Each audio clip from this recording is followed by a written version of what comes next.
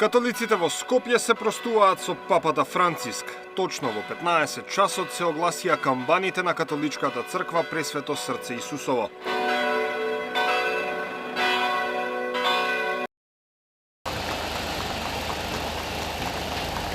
Папата Франциск беше единствениот кој ја посетил Македонија. Во 2019-та дојде во Скопје и ја посети католичката црква.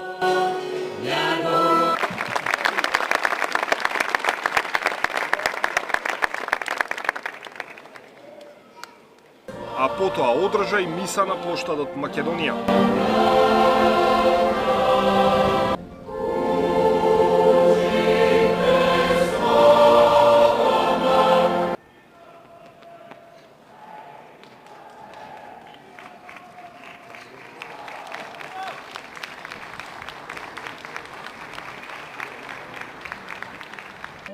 Скопскиот бискуп и струмичко-скопски епарх монсиньор доктор Киро Стојанов упати писмо до сите парохии и монашки заедници во Македонија. Благодарни сме на Бога за неговиот понтификат, кој на негов својствен начин го покажуваше постојано милосрдното лице на Отецот, а посебно беше глас на сиромашните и маргинализираните. Благодарни сме на неговата апостолска посета на Македонија во мај 2019-та, која ќе остане во нашите сеќавања и запишана во историјата на Република Македонија. Неговото заземање за мир во светот, за диалог и братство меѓу народите, ќе останат негов завет за идните генерации, вели бискупот Стојанов. Сочувство за упокојувањето на папата Франциск сепак не пристигна од целиот државен врв. Порака испрати само председателот на собранието Африм Гаши. Вели, заминувањето од овоземскиот свет на папата Франциск е длабока загуба за целото човештво. Како еден од духовните лидери на нашето време, тој ги вгради принципите на мирот, на социјалната правда и на меѓурелигискиот диалог, станувајќи символ на посветеноста кон заедничкото добро.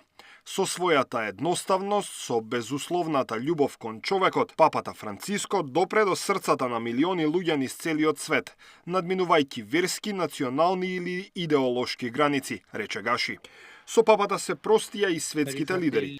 Бакингемската палата испрати порака од кралот Чарлс.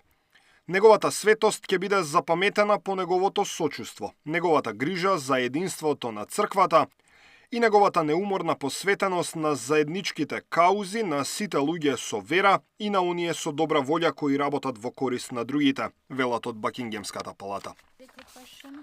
Сочувство испрати и председателката на Европската комисија. Тој инспирираше милиони луѓе, многу подалеку од католичката црква, со својата понизност и љубов толку чиста за помалку срекните, рече Урсула фон дер Лајен.